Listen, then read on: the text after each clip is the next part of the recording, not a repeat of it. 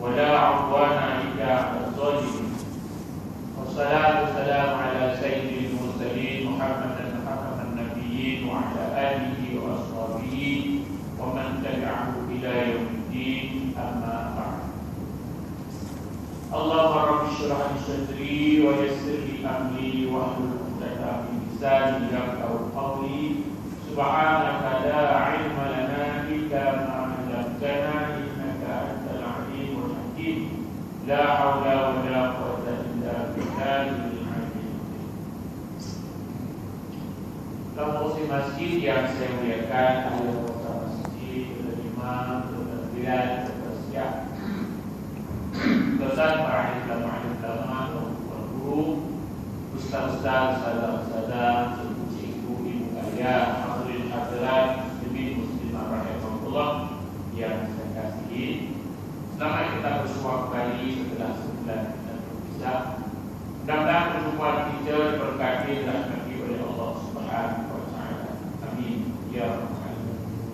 Dan malam ini mungkin malam yang terakhir kita berjumpa dalam tahun 1430. InsyaAllah kalau banyak mungkin 44 yang perlu jadwal 25 bulan Oktober ini 1 Maret di 24 itu hari akhir tahun 14. Kali senang kalau kita pada hari akhir tahun itu berpuasa dan baca doa tahun selepas asar menjelang maghrib. Lepas asar kita start baca dan kali ini dan setelah mengadzan maghrib kita buka puasa dan kita baca doa awal tahun sampai masuk waktu isya. Mana boleh kita baca ulang-ulang, banyak kita baca di kampus. Mana baca sekali kita tak insya-Allah. Kali pertama tak apa khusyuk, kali kedua tak khusyuk sikit. InsyaAllah. Dan kita puasa satu hari lagi hari awal tahun sunat tu puasa lah. Yang itu betul kita berjaya. Dan lepas itu sunat kita puasa balik pada 10, 9, 10, 11 Asyura. Itu puasa yang Nabi pertama-tama wajibkan. Jadi mudah-mudahan kita berjumpa di tahun baru insyaAllah. Nanti kita pasti lagi ke pada 5 hari lagi.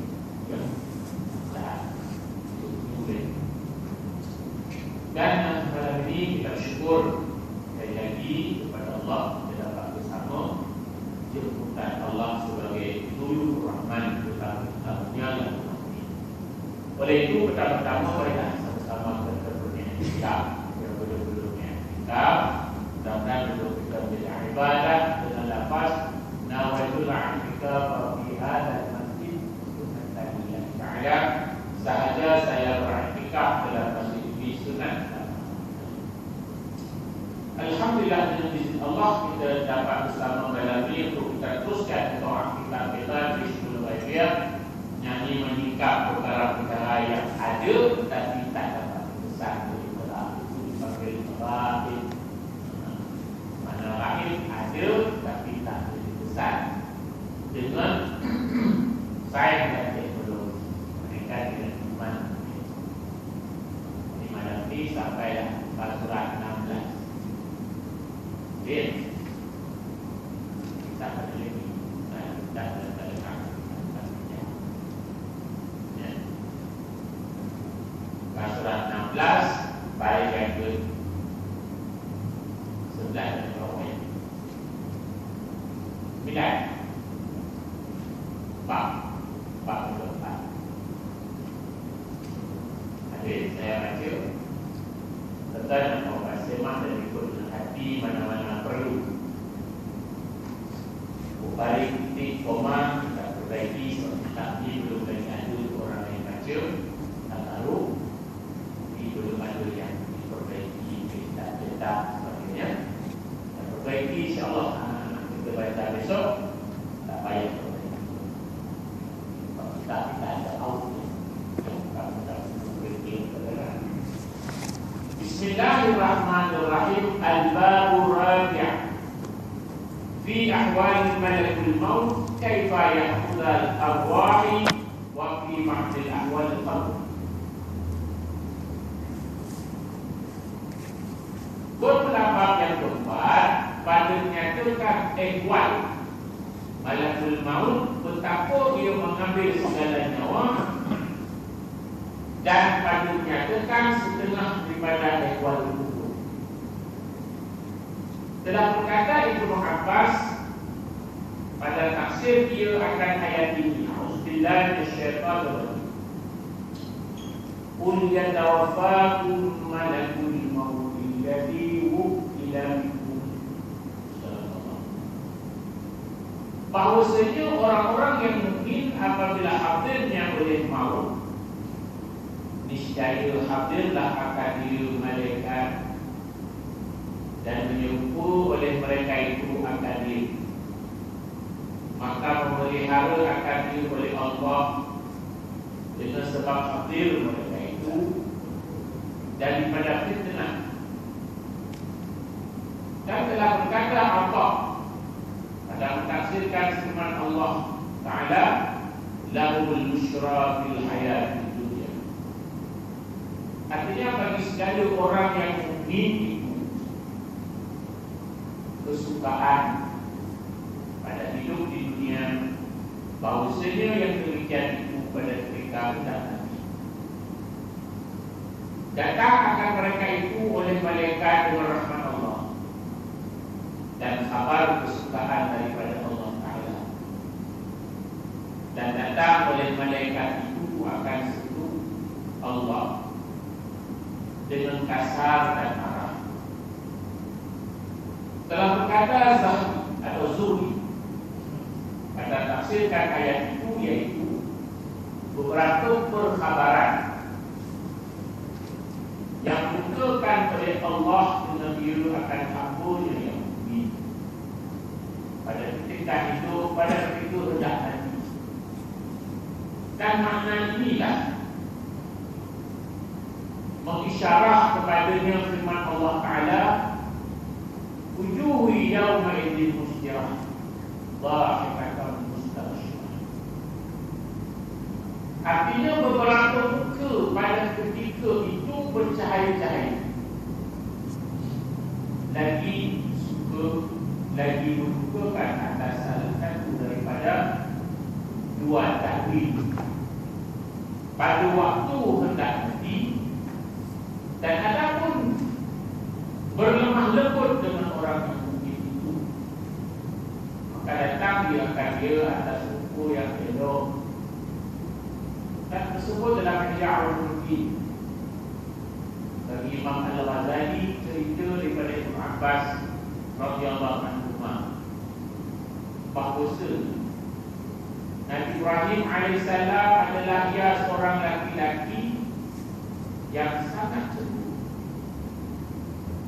dan adalah baginya rumah yang dia perbuat ibadat dalam. Maka apabila keluar dia daripadanya, maka dikunci dia akan pintu. Maka masuk dia pada suatu hari, maka tiba-tiba seorang laki-laki di dalam rumah. Maka berkata Ibrahim, siapa yang memasuki akan rumah ini? Maka jawab dia baginya, telah masuk akan dia oleh Tuhan.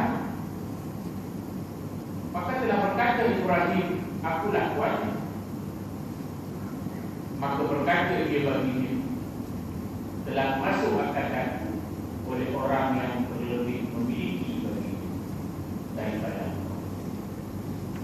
Maka berkata Ibrahim, siapa kau? Daripada malaikatkah?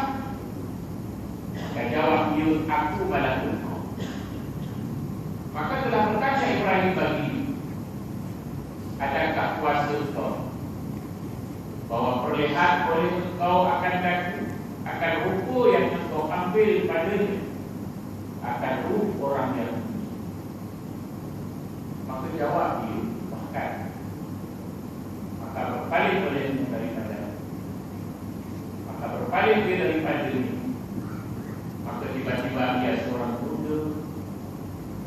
laki-laki daripada baik berbulu dan elok kain dan baik baunya, maka berkata Ibrahim, dia adalah Allah. Jika dia ada berjumpa orang yang seperti itu pada ketika hendak nanti, bolehkan rupa kau dilihat disayang.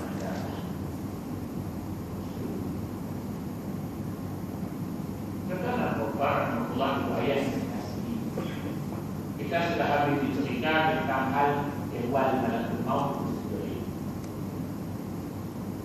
Jadi malaikat maut ini yang bernama Israfil yang memiliki alat mencakup nyawa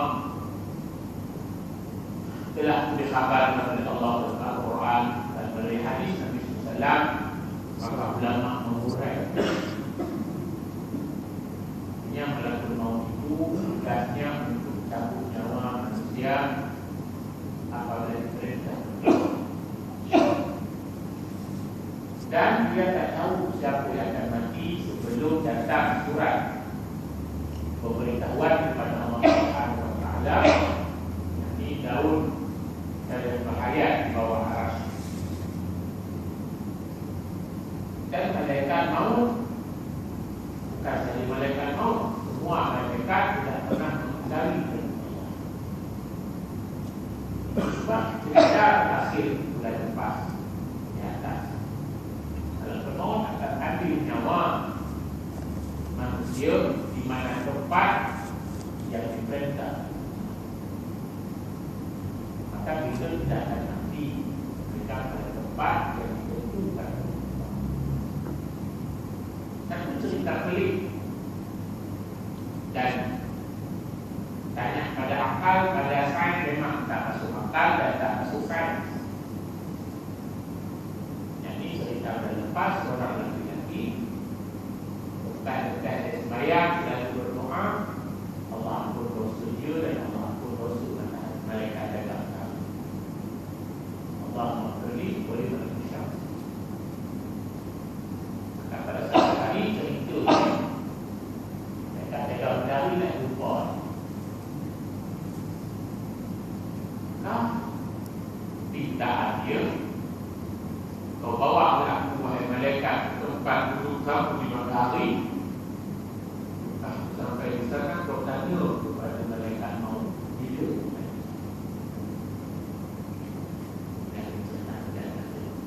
bagi saya pandang. Tadi aku bawa tempat duduk di matahari dengan izin Allah. Setelah dudukkan dia pada tempat duduk pos jaga matahari itu, maka matahari itu waktu kehidupan terakhir kita beritahu seorang lelaki dan minta diri dia bawa kepada tempat itu, dan dia sekarang berada di tempat itu, disuruh tanya kepada tidak. Maka malakul maut pun buka file dia kata ada lampiran saya, dia akan mati di tempat duduk pada bila nanti apabila dia duduk dia akan jadi sekarang dia sudah mati, sudah dia akan nyawanya. Kesimpulan selain pandang dan lepas, kita sebut sedikit bahawa tanyakan logik memang tak logik, tanyakan sains memang tak jawab. Dia hanya nak beritahu bahawa mati ini pada tempat yang kita tidak mampu nak jangkau. Di mana dan macam mana cara, dan tidak akan mati gitu kalau belum sampai pada tempat. Jadi siapa yang bawa kita ke tempat mati itu? Kita sendiri yang berjalan, kita sendiri yang berjalan. Artinya hari-hari kita berjalan ke depan atau berjalan ke belakang, atau kita duduk tetap bersama lagi, kita sudah duduk pada tempat kematian. Sampai saat, sampai masa, sampai tempat mati. Allah, itu nak sebut. Jangan kata mustahil saya akan di sana, tak mungkin saya di sana. Jangan kata, sedangkan di matahari pun boleh seseorang mati kalau di situ ditentukan oleh Allah Subhanahu wa taala. Oleh demikian Allah syarat Nabi SAW mengajak kita sentiasa berada di tempat baik. Usaha kita itu dipanggil ikhtiar dan dalam sunnatullah. Jangan kita berada di tempat yang tak baik dalam bentuk usaha kita. Kalau sudah takdir Allah mati kita pada tempat tak baik, cara tak baik, kita tidak berdosa. Sebab kita tidak berusaha. Jadi kita ambil positif. Jangan pula seperti mana kita sebut bulan lepas, orang remaja buat resi. Jangan buat resi mati dalam insiden. Jadi kalau Allah nak tentukan saya akan mati di sini, resi macam mana? Kalau Allah tentukan saya mati ada dalam ayam, walaupun saya jalan kaki, orang telaga saya mati saja. Jawabannya yes. Itu takdir. Kita tidak boleh menentukan takdir. Takdir itu hak Allah. Kita hanya usaha. Kalau kita racing kereta motor dan jalan ganggu orang, kalau takdir Allah memang kita mati di masjid. Racing itu macam mana? Jalan tak. Tapi dalam kemampuan usaha dan ikhtiar kita racing buat kereta atau motor yang tak kena, itu sudah berdosa. Walaupun nanti mati di masjid. Kalau memang takdir kita mati atas jalan raya kerana racing kita tadi dan memang mati situ, itu mati bunuh diri. Maka takdir adalah hak Allah, ikhtiar itu hak. Maka jangan kita ambil hak Allah.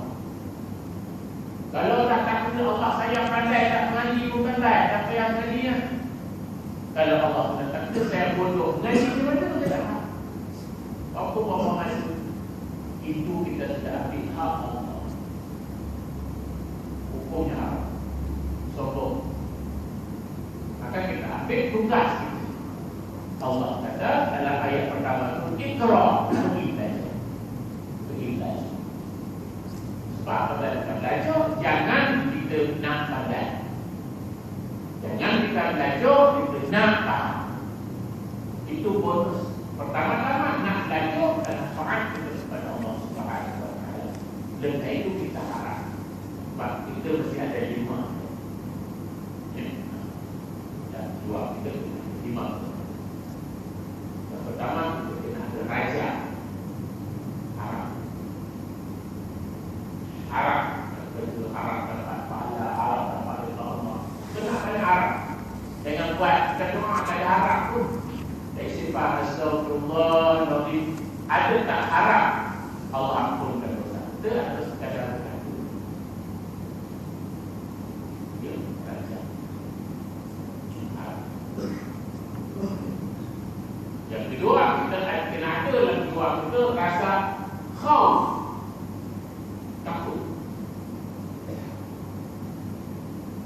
Sembahyang ini kita harap Allah terima.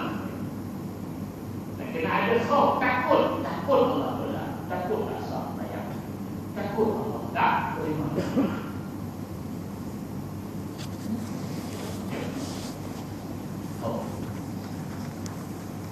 Yang ketiga, kita kena ada mahabbah.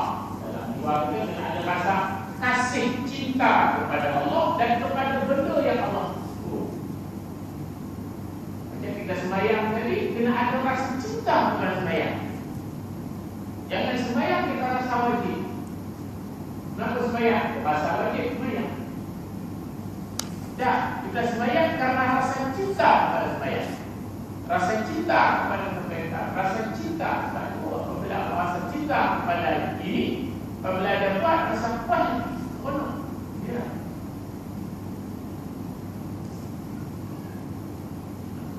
Itu ada rasa mahabbah, cinta. Nah,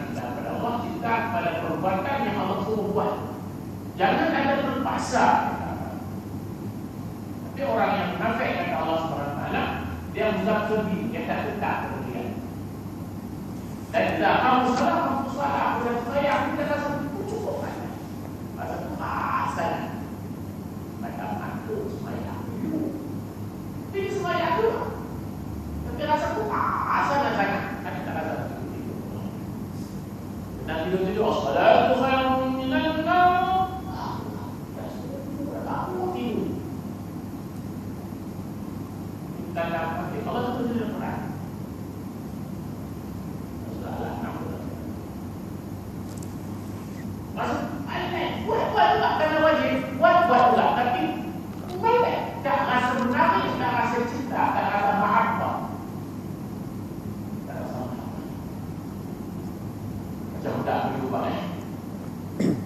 Makan tak takut kan? Aku fikir berubat, fikir berubat, mana ada cinta berubat? Ada tak kita susu makan mana ni? Pasal sakit dia berubat. Kau tak sikit ada berubat. Ada dalam poket itu ada benda itu. Tak ada. Kita tak suka berubat. Bila sakit terpaksa. Terpaksa orang bukan cinta, karena wajib dan terpaksa. Maka ada alasan. Ada sifat mahabbah. Dan yang keempat, kita kena ada rasa redha. Dan redha ni kita terima apa yang Allah suruh, Allah takdir. Kita sebut itu orang lelaki, kita terima. Maka buat syarat lelaki.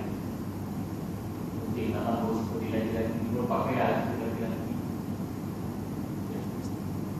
Kalau orang tasawuf kita pernah kita sebut, orang lelaki ambil bahagian dalam masa mereka fashion ubah pulang haram. Baik itu orang perempuan, dia lembut. Kedua perempuan terima redha keputusan Allah atas apa nama itu keperempuanan itu. Kenapa pakai laki-laki? Waktu dulu laki-laki pakai kaum macam. Kalau boleh mampu semampu. Kan saja mampu tak mampu. Sudah sebut ni Allah bagi kita bagi baca, kita baca. Jadi kita redha. Dan masa baca syukur. Memang kita sabar pada bersyukur. Jadi kalau kita dah lima kali ini dalam hidup kita, maka kita terseleweng. Macam mana sembahyang kita boleh mencegah diri kita? Dan sembahyang kita yang pertama, kita tidak pernah harap sembahyang. Dan kita sembahyang itu tak pernah cinta kepada sembahyang. Dan kita tak pernah takut Allah tolak sembahyang. Jadi macam mana boleh jadi sembahyang itu? Jadi oleh demikian itulah tugas. Maka jangan kita ambil hak Allah. Kalau Allah tak takdir ke neraka, ibadat macam mana neraka itu Allah. Allah tak takdir kita ke syurga, kita ke syurga juga ada korban. Itu Allah. Inilah dia malakul maut mengambil nyawa pada tempat yang Allah perintah, walaupun tempat itu tak masuk akal pada hari ini. Maka oleh demikian, misalnya kalau kita berhati-hati kerana di mana-mana kita pergi adalah menuju kepada tempat kematian. Di mana? Maka macam mana mereka ambil kita tengok cara melakukan. Al-Qadru Rabi' fi ahwal malakul maut kaifa ya'tawahi wa fi ba'di ahwal al-qabr. Berpendapat yang keempat pada menyatakan ihwal malakul maut betapa ia mengambil segala nyawa dan pada menyatakan setengah daripada ahwal kubur. Di lambat keempat ini Ustaz Ibn Urai kepada berdasarkan interaksi mereka tentang Al-Quran dan Hadis. Mereka ambil kepahaman, mereka ambil akal kata-kata. Ya. Dia ambil faham, tak ambil akal, dia tak mampu nak faham. Contohnya apabila kita tanya tauhid, tadi huruf pandangan tauhidnya, cuba tuan-tuan jawab huruf pandangan tauhid. Boleh jawab tak? Cuba tuan-tuan jawab. Kita sekarang sedang berada di mana? Menurut tauhid. Boleh. Apa ini? Kita sekarang sedang berada di mana menurut tauhid?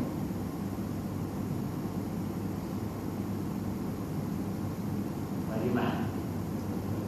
Ya, dalam syahadat, kebersyahadat itu mantap. Coba sebut huraian, tapi masih mantap.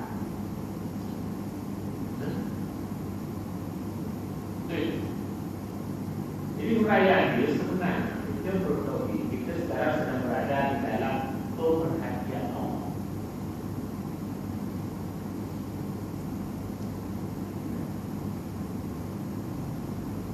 Di mana walaupun kita berada di pejabat, kita berada dalam masjid, kita berada dalam ayuh, kita berada di mana, di gudang, di gunung, di hutan, yang hakikatnya bertauhid dengan yakin dalam kita sedang berada di dalam pemerhatian Allah.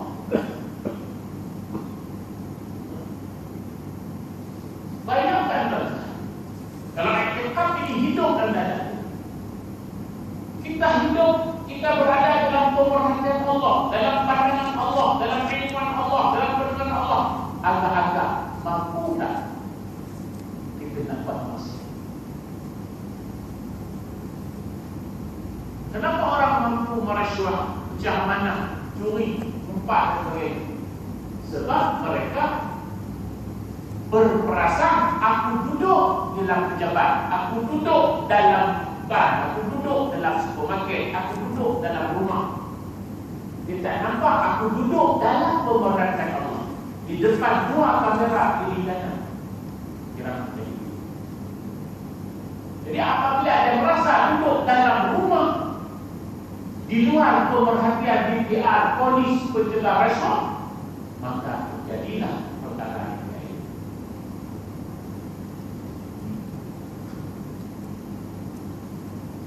Itu tidak mampu dan tidak sanggup melakukan sesuatu kalau yang tak baik di depan, di dalam pemerhatian manusia.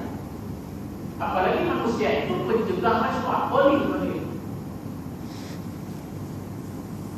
Macam mana kita mampu melaksanakan sesuatu perkara yang Allah larang, sedangkan kita dalam pemerhatian Allah dan di depan dua kamera pilihan? Yang ini ulama ambil kesimpulan. Memang kita duduk dalam dunia, kita duduk dalam rumah, tapi hakikatnya beriman baik kita duduk dalam pemerhatian Allah di hadapan dua kamera pilihan. Itu dipanggil Allah. Kalau ini kita perasa rasulah, kita nanti walau nanti ayo kita malu nak belajar. Karena kita diperhati oleh Allah. Baik. Kita kena pakai kain basah. Walaupun menurut pandangan kita dalam salah. Itu saya kata menurut tauhid. Ini tauhid menurut tauhid, menurut tasawuf, menurut fiqh. Menurut fiqh, kita mandi telanjang seorang pilih air kecil tidak ada salah boleh. Menurut fiqh, kita sembahyang pakai kain antara pusat sampai lutut tidak ada salah. Tetapi menurut tauhid, kita sembahyang itu kita berdiri tidak di depan pemerhatian Allah. Adakah kita tidak maju dengan Allah? Tak berbaju atau tak berbuka baju atau baju yang bergambar-gambar macam Jesse, memang muda, penyokong Kelantan baru-baru itu Kita ada masalah swasta. Tapi kalau kita tidak di depan pandangan ke bawah tipuan surga, kita tak berani nak bertuala di depan beliau atau di depan pasaraya. Apa nak pergi pasaraya pakai tuala? Macam mana kita dibawa ke kepada Allah perhatikan kita. Yang inilah ulama membahas, mengambil kesimpulan-kesimpulan, bukan mengambil mandat. Ini yang kalau kita tak mampu membahas itu, sehingga kita minta ada